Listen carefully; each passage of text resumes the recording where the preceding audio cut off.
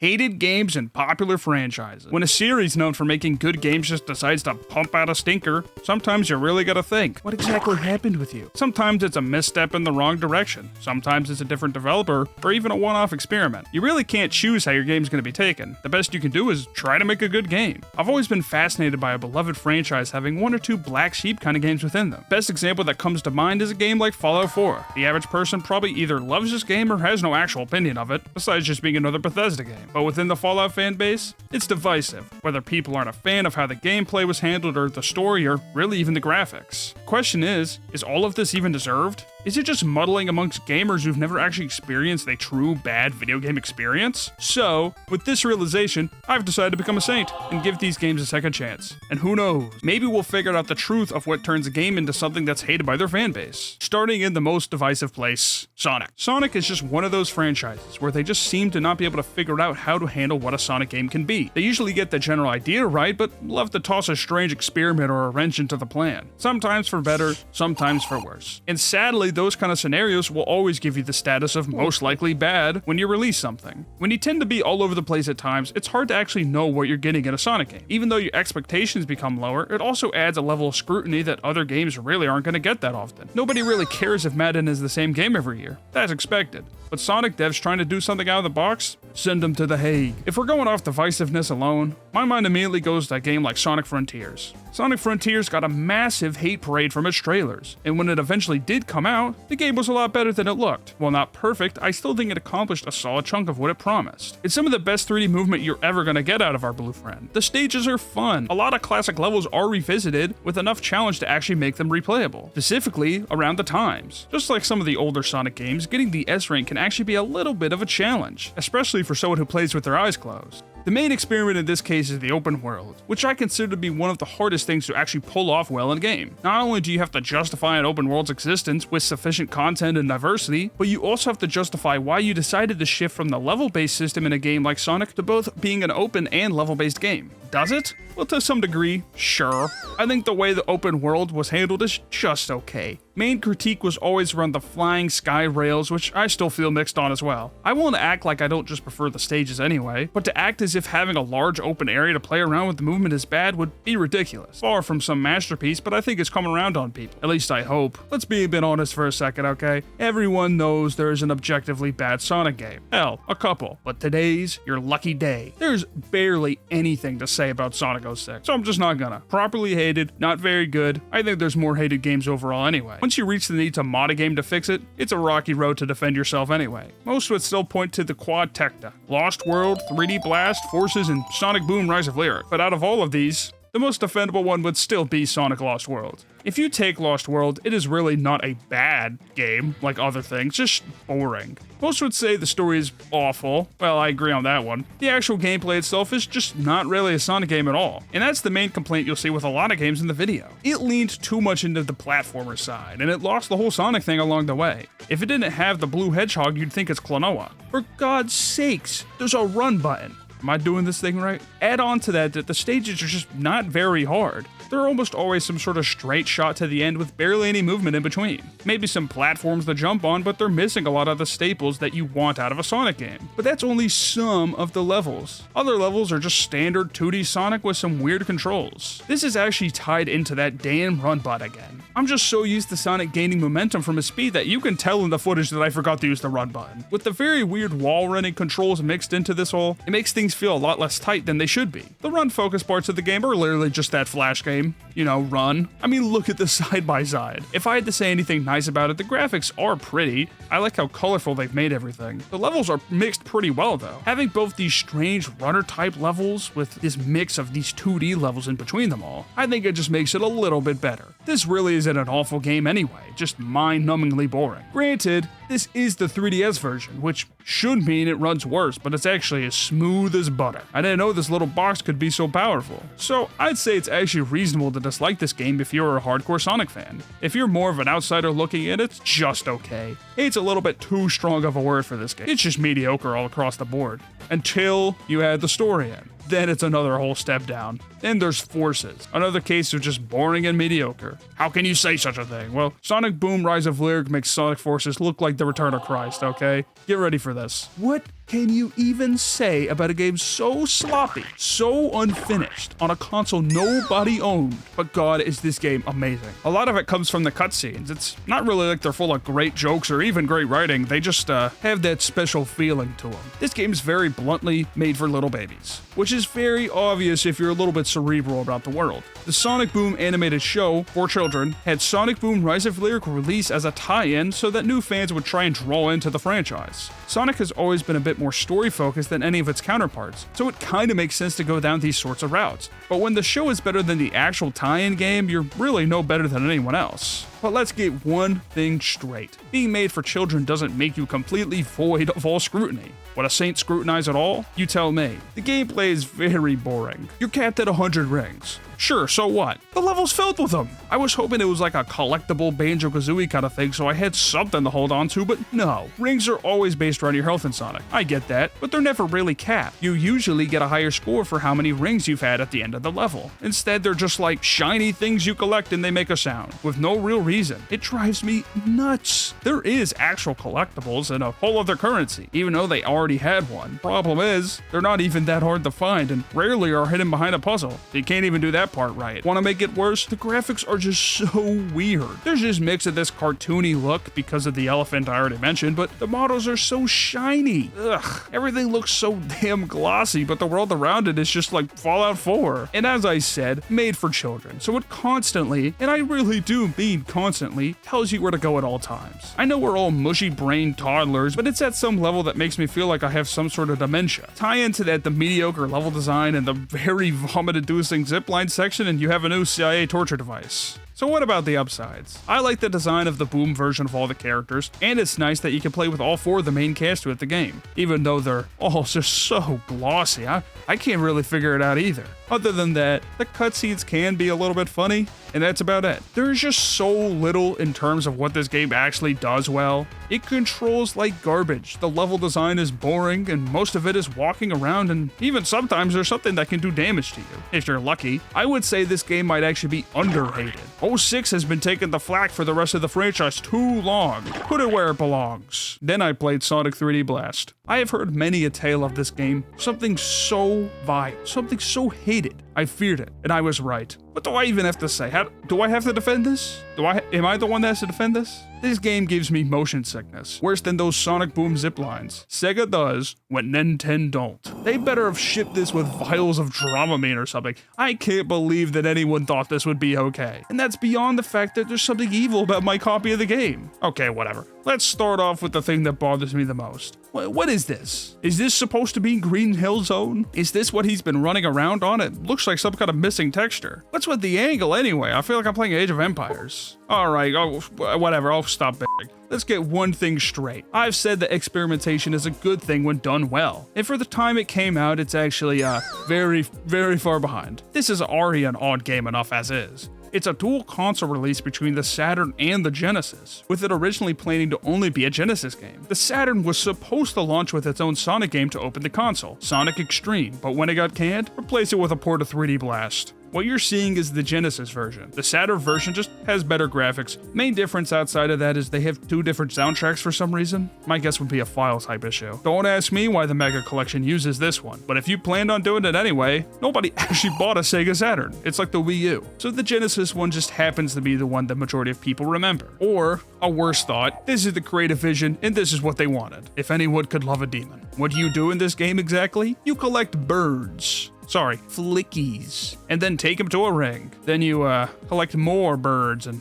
take them to a ring. Okay, sometimes it's a little harder to get a bird if that's something for you. And maybe, if you're lucky, there's a boss fight. Just about as good as any Sonic game, really. You're telling me this wasn't a smash hit? Okay, maybe I'm being a little bit of a dick or something, but I do have to find the silver lining, don't I? Well, if they ever wanted to make a Sonic hockey game, at least they can use the code from this game. He slides so much when he moves. It's like moving on some cartoon floor made of lube. Add on to that this game has you have to jump into shit to kill it, and you get gameplay like this on the screen. Not my fault. Granted, my depth perception is naturally bad, but this weird angle doesn't help. help. You oddly kinda get used to it eventually though. Maybe my brain is accepting its torture. At some point, the weird icy movement just becomes normal and it stops being a big problem at all. I still really don't think it has much going for it outside of that. But I was shocked to find out this game is a fondly remembered game outside of the circle that hates it, aka the majority of people. The nostalgia or masochism? You make the call. The one single thing it has going for it outside of, being a good hockey game, is that the music is actually pretty good. Sonic? Yeah, he looks okay, I guess. I'm not gonna start counting quills, but Knuckles? That ain't Knuckles, man. That is not Knuckles. I'd make the judgment to say everyone is kind of right about this game, actually. But it's not bad in that Sonic Boom kind of way, it's just really, really unfun. Which is actually so much worse. Who knows? Maybe even 7 levels in, you actually stop collecting birds and maybe play an actual video game. This is just another experimental Sonic game, just like Lost World and Frontiers. I can't really knock them for trying to break out the box all the time. I just think sometimes you gimmick yourself into the sun and make a bad game overall. What makes a Sonic game different from the average platformer is a delicate balance that can be tipped very hard in one direction or the other. The most true Sonic game in recent years, in my opinion at least, would be something like Generations, even if it still has a pretty meaningless story. You have the collectibles, the challenges in both Sonic Classic and New Sonic, but you kinda dip out of the story side of the franchise, something that Sonic has a lot more than the average platformer, so it's weird to not really be that involved. Well, involved well, at least. I get that Blast is closer to the concept of a classic Sonic game, with Sonic saving animals from Robotnik or whatever, but who knows what the hell is going on in the plot of Sonic Boom. There's only one plumber to follow Sonic. His Olympic competitor, Mario. I didn't actually know what Mario games people actually hated, so I was stuck sulking around my usual resting place. People seem to universally hate Mario 2 The Lost Levels, so I guess Nintendo is just really bad with their 2s. At least it has a decent story. Famicom only Mario sequel that never came to the States. Something about being too hard? You probably already know it. Oh, if only those CEOs see the games we play over here. If you did want to play it here in the States, it was remade and ported to the All-Stars collection. A little bit easier, but not enough to actually care. The first Super Mario Bros. Game is this perfectly wrapped up package of an old-style platformer, and it's really not that easy to follow up on. Oh, this is too hard for us Westerners? Please. They were right.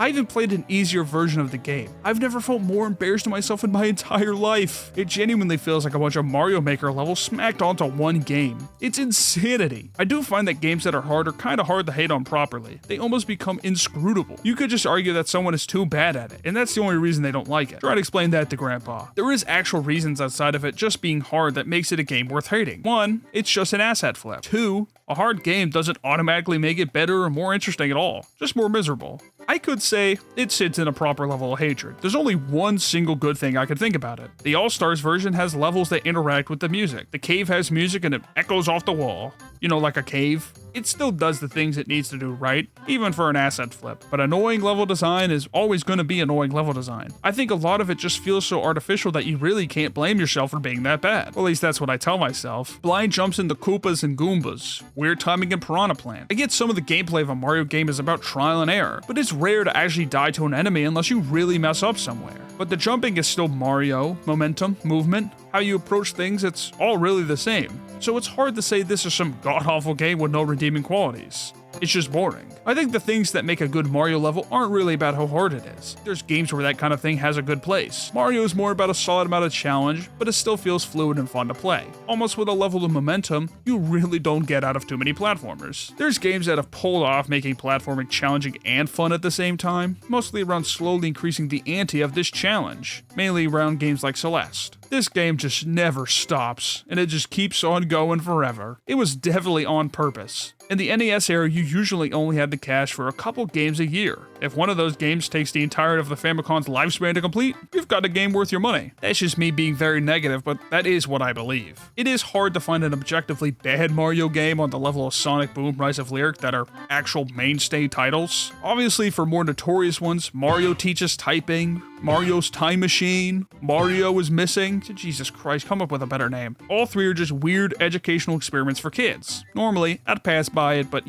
Mario. Mario Teaches Typing is not really good at teaching typing. I know, shut up. It feels like some early 2000s creepypasta that'll turn evil if you play too long. I'm not a child, by the way. But for what it is, I kind of get it. This is actually when they taught typing around the finger placements and keys. Don't even know if they do this anymore. The sun does look pretty evil, I'll admit. Mario looks a little bit bootleg, and his voice sounds like the Chris Pratt impression from the movie. On your mark, get set, go! So I guess it also predicted the future? The other two are just educational games, about history or whatever, just has Mario and Luigi in it. They are all generally harmless. I'd love to meet the type of person who hates all Mario games because of these. Well, you know, as harmless as Luigi's PTSD can be. I'd actually say Teach's typing is the worst out of all of them, but Mario's Time Machine is mostly just a game where you take a test. It's weird that they mostly went for history games anyway. Why not something more useful, like Mario finds weapons of mass destruction? In terms of the core Mario game, the one that's had the rockiest life would be a game like Mario Sunshine. While I wouldn't say it's as universally hated as Mario 2 The Lost Levels or even Sonic 3D Blast, it's still always been the most divisive out of the 3D Mario lineup, and that's with Mario Galaxy being reliant on motion controls. Sunshine got rid of its normal movement we saw on 64 and replaced it with Flood. I still think the movement is good enough where I generally don't really mind him being around, but some of the gameplay around him, you know, as in the core gameplay loop, gets stale. Nintendo loves little gimmicks to spice things up. You could say Sega does the same thing. And I get that they prefer some level of innovation or change over just making Mario 64 5 times over, but Flood ended up being a love-or-hate kind of thing for a player. People kind of have this distaste of what they felt became of the movement because of Flood, but at its core, the jumping is still kind of held back by Flood, and having to hold that damn button down.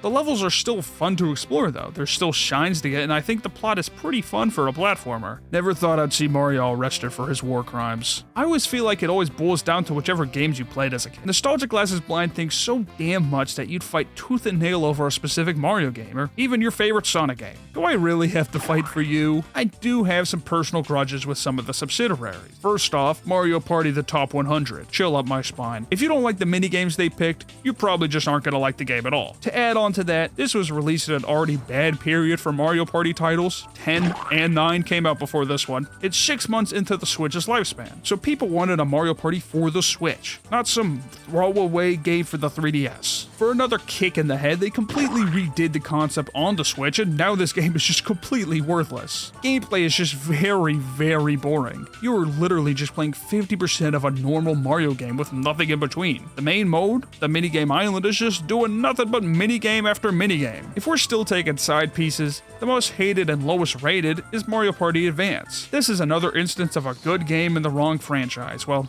you know, fine game in the wrong franchise. I would like to meet who thought it would be fun to have a dice roll in a single player game to move around the damn board, but I'm not a game developer, what do I know? The game is just pointless. It's mainly just an adventure mode like Melee, but if said adventure mode unlocked mini games. I wouldn't even say Mushroom Land is some terrible evil creature that killed by parrots or something. It's just really unfun. You're kind of stuck being limited to what kind of mini games you can even put on a console with only 4 damn buttons. So most are just move and press a button. The idea of having to replay over and over and over again just to get the gadgets to even play them in the minigame mode is kind of ridiculous. Why can't you just, you know, get rid of the limit on how many dice rolls I can do? We're teaching gambling to kids now? It's so damn confusing. Everything about it makes no sense. Then there's the other part. All you're doing is going around a Mario Party board and just helping some random ass character with their problems. I'm not a therapist. When you're not doing that, it's just doing another minigame. There is a common pattern though. You can't just give me half of a game and expect me to play it. No competition, no coins, no reason to actually play the minigame outside the scores. Maybe if this was a feature of an existing Mario Party game, it is by the way, I guess I really wouldn't mind. Same for the Top 100. But as the whole game, you're making Sonic Boom look good. Keep in mind the one thing that makes this so much worse. Mario Party 6 has a minigame only story mode with extras and the normal mode. Maybe I'm just a little stupid, but I'm pretty sure you could have put 1 or 2 boards on the advanced version and call it a day, even if you're stuck using one of those damn cables for multiplayer. So if these are just both weird one-off experiments, what about a numbered Mario Party? This is a little bit of a harder question. There's so many damn opinions on boards, minigames, and decisions that were done to ruin the game entirely. Both Mario Party 9 and 10 are really the worst you're ever gonna get in a Mario Party. Beyond boards and minigames, they ripped out the main mechanic of the game, which really just ruined everything. Everyone moves together. Who thought of this, Mao? Otherwise, it would just be about the best and worst boards. Most lean towards the earlier ones being stronger, with it peaking around the 6th installment, maybe the 7th. So how about you tell me about which Mario Party you hate the most, and do the work for me, and subscribe while you're down there. Engagement bait at its finest. Zelda is kind of like Mario, where it's hard to find a massive hate train for any of the main games. There's some mixed ones, some notorious ones, but only one actually comes to mind when it comes to being overtly hated. And for some reason, it also has a 2 in it. I call this the terrible 2s. I think Zelda 2 is kind of the same problem I have with most games on the list. They tried something different, got burned. Graphically, it looks a lot like green and blue, sometimes yellow, about what you expect. They only get a couple shades to do anything with an NES, so graphics are always going to be more about getting the point across than being too busy for the player. Controls are actually kind of impressive. Sticks well enough where I don't feel slippery, but not good enough that I actually want to play the game for more than like 5 minutes. Did we really have to take this into this? Only half the game is still like Zelda 1, until you have to actually fight, and then it's Cheetahman. I know it's an experiment in concept, but in execution, how many damn 2D side-scrollers do we need? It's not even really just a 2D side-scroller all the time. They added everyone's favorite game mechanic, the random encounter. Oh boy. They actually ended up leaning pretty hard into the RPG elements within this game, something they now only poke with a stick from far away, specifically with overworld exploration and experience points. The random encounters thing is odd, but the player does have to grind levels if they want to ease the load of the Sisyphean boulder ahead of them. My personal opinion is that making players having to grind out levels like a hamster on a wheel is a choice that you have to make yourself. You could always just get rid of it, especially in Zelda, where the life meter could just be around heart containers only, magic comes from vials, and attack damage comes from better swords. Grinding in a turn-based game is completely different all the way around. It's mostly just walking around and spamming buttons. You can't really let your guard down like that in Zelda 2 because of the combat style. That brings up a better question anyway. You actually need to grind to play the game? You never have to really do anything. That's stupid, I know. I personally just like to stare at the start screen and hope it plays itself. You really don't. It just makes life easier, and that's really about it. There's rarely a game that would lock you out just because of your level, and theoretically, you just don't get hit. Okay, I get that's dumb. I do actually mean it though. Getting hit makes you lose XP. Some enemies drop none, some drop a lot, but you can only level based off the XP you actually have. Health is locked to 200, power to 50, and whatever. What, it wasn't hard enough for you? Well, I still mean it when I say you don't really need to grind. Most of the time, the dungeon is good enough to get a solid amount of levels, even if you lose more than you gain at times. I still prefer having all of my stats accessible from one level than having to go up 3, but we take what we can get when it comes to Zelda 2. I'll give it just one single benefit. This was still in the early extreme stages of Zelda. The first game is the backbone to everything they ever did after that, and would eventually become the standard formula outside of Breath of the Wild. So, in the situation where I have the choice between Zelda 2's leveling and Breath of the Wild shrines, which one would I rather have? Wait, you actually needed an answer? I know I'm bitching just a little bit, so I will bring up a point I also bring up later. Zelda 2 has its system that the developers wanted. Maybe it's not perfect to what they wanted or not, but to judge it, you do have to play within the rules of what was expected. Going in thinking it'll just be the first game is obviously going to make you hate it out the bat. There's no point. You can dislike whatever you want about a game. I'll give you that. But to give a game a fair shot, you do have to play it within the system it provides. That system is being tortured. Past me what a whine that the game gives you a seizure when you die or something. At least I've grown. Zelda 2 is very overhated in my opinion. It's not a game I'd ever want to play unless I was forced with a gun, but I'd say almost all of the animosity towards it comes from it being a sequel to an extremely unique and groundbreaking title. But apparently, releasing the same game twice also doesn't work. Sorry, Mario. This is kind of a common issue. Even for genuinely bad games like Castlevania 2, so jarring compared to the first that you just kind of want to lock away in the tower like Quasimodo, it swings in the opposite direction as well. Tears of the Kingdom got a bit of animosity just for being, you know, the same game with like very slight changes. Could it have been a DLC? Probably. Try and find someone that'll spend $70 on that one. I'd honestly put Zelda as Nintendo's most consistent IP. They are certainly a formula before recently. They've experimented here and there, but I really do feel like Zelda 2 smacked a bit of place that made them scared to branch out. Enough that they're really only trying nowadays, if 10 years is recent. I'd also say Skyward Sword, Spirit Tracks, and Phantom Hourglass all have divisiveness over their controls, but I have so little to add about it besides it just being a player-to-player thing. AKA, I don't have Wii Motion Plus. This game is funky. The thing that's always bothered me the most about the slow partyifying of a party game is having no story or solo experience. I think a lot of the bitterness this game holds is kind of around what was and what we got. Brawl had Subspace Emissary, Smash 4 has a better port on the 3DS, the Wii U version had 8-man Smash, and this weird mode where you battle enemies on a board and take on a rival. You can even choose your own difficulty. Oh my god. It's boring and it sucks. 8-man Smash? We had adventure mode, damn it, just give it back. Obviously this game's sort of black sheep status comes more from the great games it follows than the better games that it followed. Smash 4 is right there sandwiched between Brawl and Ultimate. It also came out pretty far after Brawl, but ultimately barely had any time in between the two. More so about the Wii U being a failure than any actual reason, but it's still there. All of that ends up making it feel like a test run for Ultimate. That's full price. The part that has always bothered me is how much better the 3DS version is compared to the Wii U. Smash Run alone is enjoyable enough that I'd actually rather play the 3DS version as a solo experience. What is it? You go through an adventure-like stage, build your character stats, then have a battle. Hey, sometimes corn in my shit's a welcome surprise too. There's not enough content really either. I think the thing that makes a Smash game actually feel like a Smash game is that there's side pieces. Sure, you have most of them, but you lose most of the charm that would have normally been there with it. Ultimate kind of fixed this in some ways, but I still think they took a downstep from where Brawl and Melee was. This is one of those instances where it makes sense to think that Smash 4 is just kind of a waste of time altogether, to a point where I question its existence. I get skipping a franchise as big as Smash is a sin that no developer wants to worry about. It would be like not having a Mario on whatever Nintendo's new console is. But hell,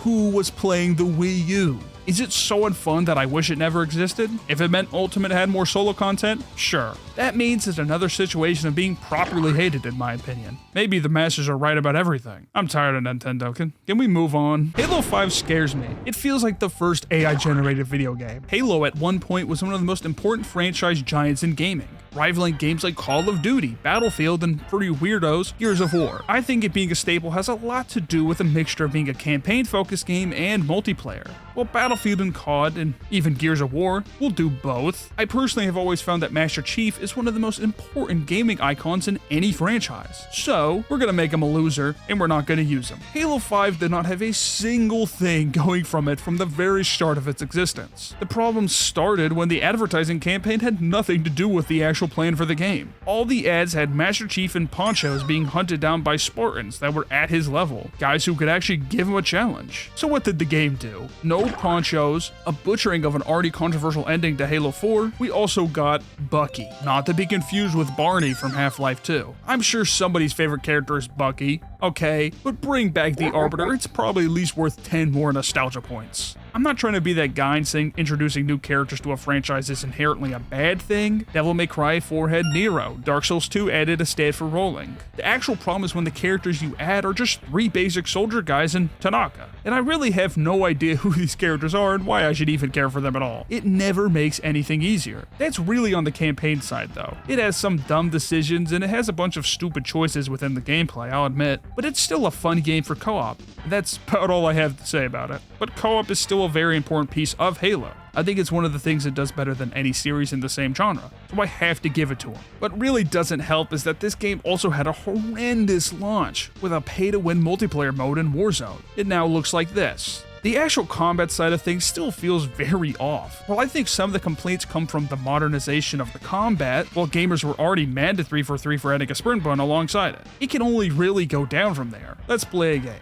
Is this Destiny 1 or is this Halo 5? I know it's kind of an odd comparison, but if you've ever read a history book, it might help a little bit. Bungie managed to make a more modern shooter while still keeping that sort of snappiness and satisfying feel it was a master at. If Destiny was the king of anything, it was PvE, while 343's combat was a bit stronger and foreign, kind of backslid into this weird amalgamation of trying to be COD without keeping what made a Halo game a Halo game. Halo has always had this niche slice of the market. It's supposed to feel a bit more floaty and snappy than a game like Call of Duty, which is going for the Metal Gear Solid 2 soldier training simulator. Hell, you could even say the same thing about a game like Battlefield. While it has slowly increased the speed of the gameplay, it, at its core, still fills a niche. Massive battles full of players with tanks, helicopters, and planes, and even more realism than Call of Duty and Halo. So I really don't get the point of kicking yourself out of a niche just to make a game that nobody else is gonna want. But it's not all dark clouds and gray skies. Forge mode, another Halo staple, actually done pretty well. I'd say it's even as strong as a game like Reach, and oh, they fumbled that too, huh?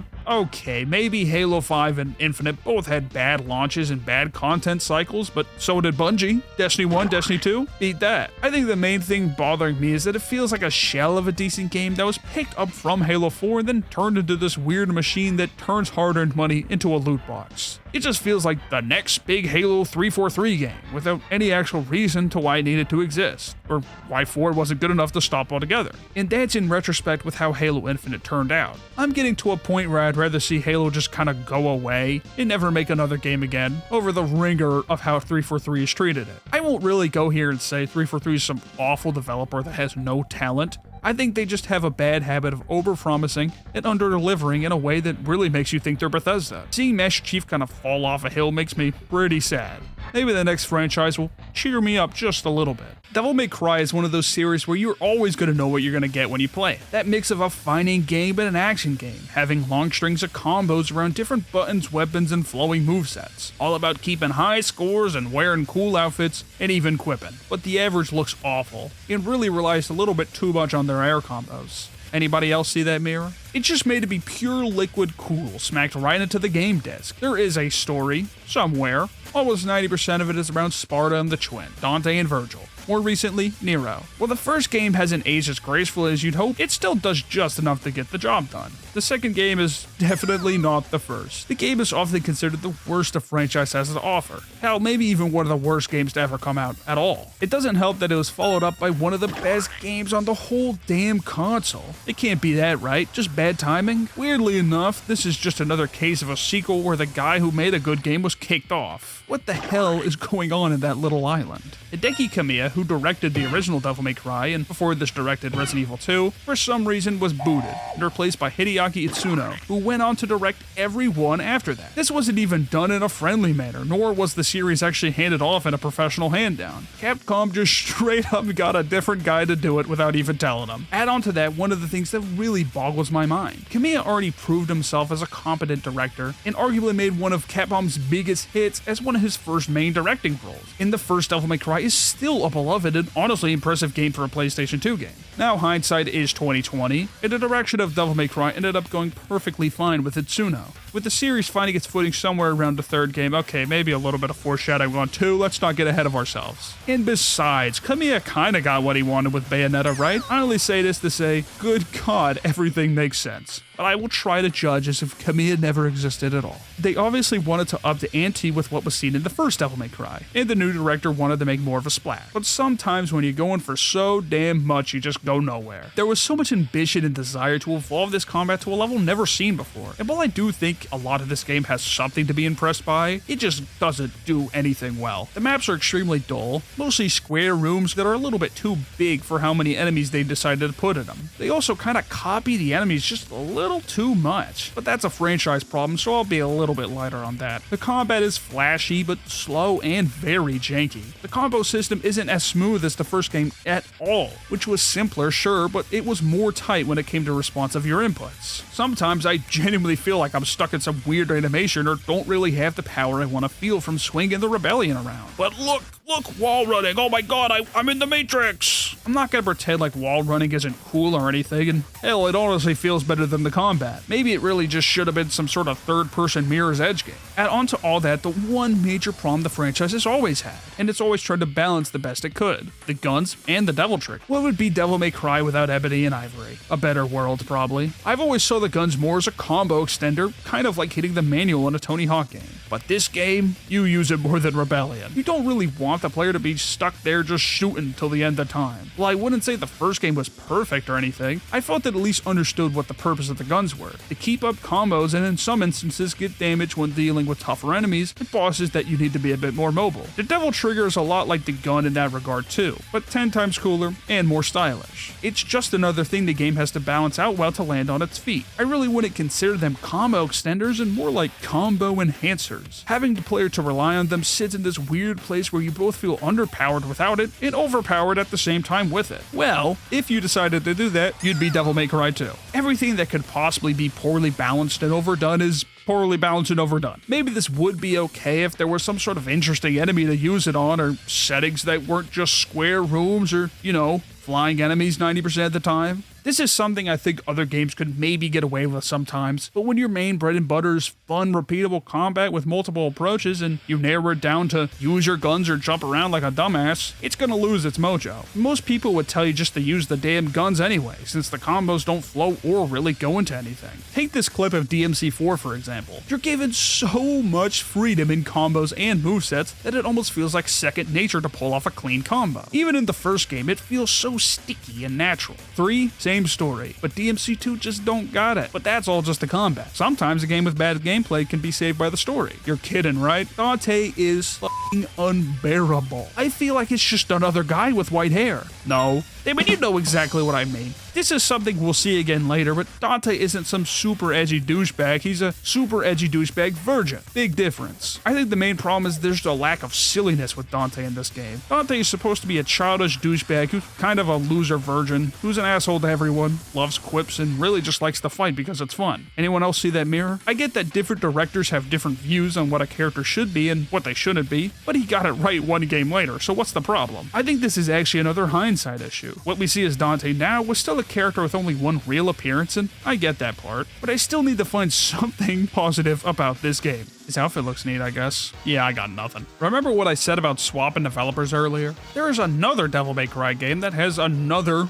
developer. No more cool hair, no more silly quips, just boring all supernatural levels of edginess. DMC Devil May Cry, yes, that's the actual title, was Ninja Theory's take on what Capcom Studio 1 was doing, letting a UK-based studio give its take on what a Devil May Cry game can be, mainly because Itsuno had no desire to keep directing Devil May Cry games at this point, neither Dragon's Dogma. Still, he did have some creative control of what those stupid Brits were doing over there at Ninja Theory, so I'll keep my hopes up. My hope went away quick. This game is kind of like the gap between the first DMC and the second, and Alex Garland? How am I supposed to take this? This game really is something.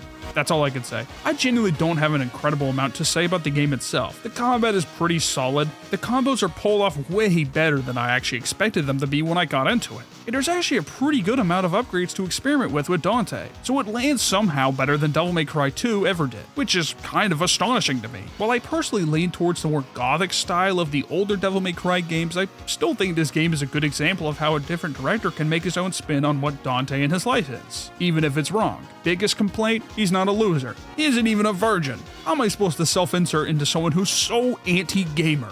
His outfit's also too British. As a man of Irish ancestry, I would rather him be naked than wear that evil flag. The plot of this game is laughably stupid. Everything else? It's fine. Yeah, it's fine. What do you want me to do, just poop on it or something? I was expecting some sort of unbearably awful game. Certainly overhated within the franchise, but I do kind of get why someone wouldn't like it. Different director, not attached in any way besides Dante and Sparta. It doesn't have that Japanese corny action and character writing like Itsuno's direction. I kind of like this lady though. Don't remember her name. Would I ever sit down and play this over DMC 3 or even 4? Maybe if I was in a Assault Trap. Do you like the whole different developer stick? I have another one. I'm sorry, okay? Look, they all have a different developer. What do you want me to do? Yeah, you could have expected this coming. Something about those damn sequels. I think out of most of these games, this is honestly the one I've already given most chances to, and I still just can't click with it. But what's one more chance out of 50? There's no real I kind of like it or it's fine. It's more so this is the worst game ever made or this is the best game ever made and everyone around me is an idiot. First offender?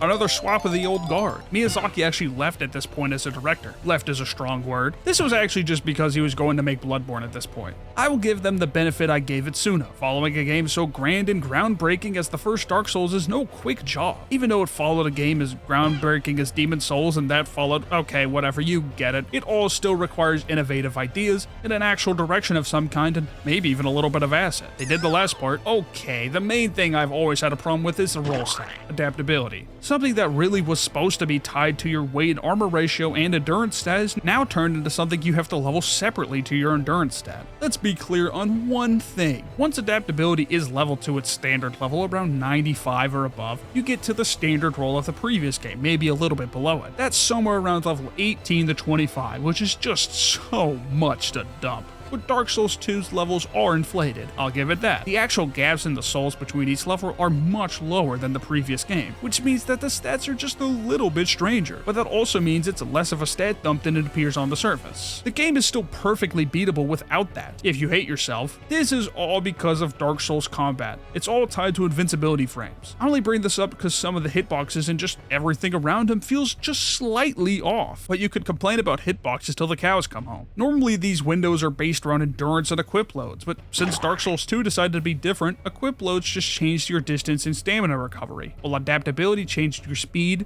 and messes with those perfect and beautiful iframes. Whether you prefer this new system to the normal is kind of a player-to-player thing, I'll give it that, but judging that they immediately went back to the old system and have never gone back to this one, this is just technical bullshit. If you were picking up the game for the first time, you'd never really care too much about it and maybe never even know about it at all. My personal opinion is that it only exists to make things just a little bit harder. I've always felt that anyone who sees Dark Souls or any FromSoft game as difficulty above all else are kidding themselves for the most part. All Souls games have multiple ways to reduce the difficulty by a significant amount that makes it more playable to the average player. The weapons you use, the amount you decide to level, the items you use, and the biggest sin of all, your summoning. It's all by player choice. So I've always felt the idea of a hard game automatically being bad is just a little bit overblown. You just kind of refuse to adjust to the system of a game because it doesn't fit with what you want it to be. Even if that system is flawed, you still need to at least give it a chance. Outside of that adaptability, there is still a lot to be mixed on about this game. Enemy placements are somehow more unbearable than the first game. I've always felt this is kind of a shoddier argument towards it because I would say the original also has some pretty awful enemy placements. The difference between that and this is that in most cases the enemies are placed in this way to deter a player from running past the enemies at all. In other cases, it's just rooms full of them kind of smack there with a spawn button. So I get why they did it at least, but this is the same game that rarely keeps a bonfire by the boss, something that Dark Souls 3 ended up getting rid of completely, and by Elden Ring was abandoned with the little statues. Your health also depletes every time you die, slowly dropping down from each death before capping at 20% of your health bar, maybe a little bit over.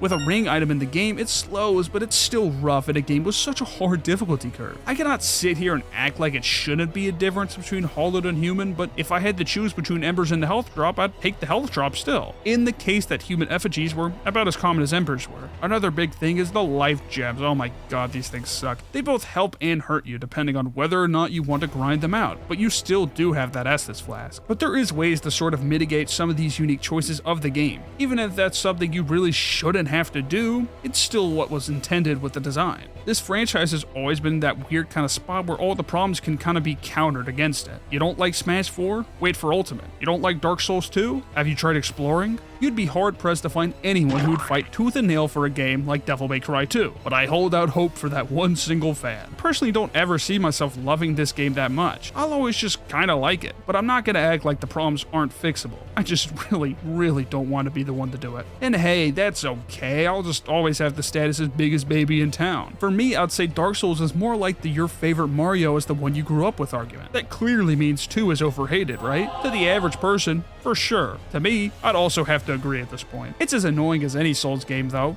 It has its funny moments, it has its good characters, and a solid chunk of fun bosses. There is plenty to understand for someone actually loving this game, especially for how unique it is in a pretty formula-focused studio. Graphically, it's gorgeous, even for a game from 1954. I think one of my favorite things about this game, if I had to pick one, would be the Pursuer. The idea of this pretty hard boss sort of stalking you around kind of rings true with the Dark Souls lore. This is the kind of game that rewards the player who takes the challenge and punishes the player who falls underneath that weight. They took a big risk that most developers would never even dream of, because it really was their only opportunity to make their own spin on the Dark Souls franchise before Miyazaki came back and straightened things out. Gotta make sure it's about fire, ash, and embers. But as I said, this is a Mario Sunshine scenario. I could easily see someone hating or loving this game, and I wouldn't argue either way. Things overall seem to be closer to that kind of mindset, with little in between besides for more nuanced arguments. Even when I sat here and try to be more neutral on things, it's very difficult to avoid pulling a game apart limb from limb when you already have your preconceived notions that it's a bad game. The weird part is almost all of these games fall into 2 categories. It's either extremely boring and a waste of time, or so experimental that it could turn fans away away from it. They're both extremes in one way or another, and a lot of these are from different developers or directors stepping in to try and shake things up. And with that, almost all of them have a specific key aspect that made them hated and divisive in the first place. Dark Souls 2 changed the system around rolling. Devil May Cry 2 changed the flow of combat and how Dante's been approached. Smash 4 completely gutted deeper single-player modes in favor of short party modes. This ends up making things fall into this weird place where you gotta sometimes give it to a franchise for at least trying to do something new, even if you really don't want to. I think it's even stranger to see some of these games slowly reversing their negative statuses associated with them. Because as time goes on, these drawing decisions were accepted and actually tried just before spinning at them. My best example of this was gonna be Dark Souls 2. But to talk about another game, somehow, Banjo-Kazooie nuts and bolts. Don't roll your eyes yet. When it came out, it was a complete shift away from what the franchise was known for, and focused on this weird pit of irony and self-hatred that it just threw most people off. Everything this game does is for an attempt of making fun of itself or other games around it, pretty much ripping on AAA games and old Rare games as some sort of level of slop, while providing this odd gameplay and as much dialogue as a Persona game. The whole game just feels like a massive middle finger to, well, everyone, and they got punished for it. You can obviously understand why this game was so hated on release, but people have come around on its odd humor and ironic gameplay now that Banjo-Kazooie is dead and gone. Sometimes games need to be revisited, reevaluated to see if they're really as bad as everyone says they are. And while it'll never be some objective truth, I think plenty of these games are nowhere near as the mistakes as they were sold at the time. That being said, I still think a solid amount of them are forgettable or just really that bad. But it's good to visit our mistakes and at least try to take some things away from what we tried and what went wrong, or maybe even how much you can move the needle without falling over yourself. Look at the bounce back directors like Itsuno had between Devil May Cry 2 and 3. Under his direction, Studio One managed to turn a massive backstep into one of the best games on the console, while still experimenting and trying new things. So maybe it's time for you, the viewer, to go back and play the games you hate. Maybe you'll learn something. As for me, I'll be getting the taste of Sonic 3D Blast out of my mouth the next couple of weeks. Goodbye and see you later.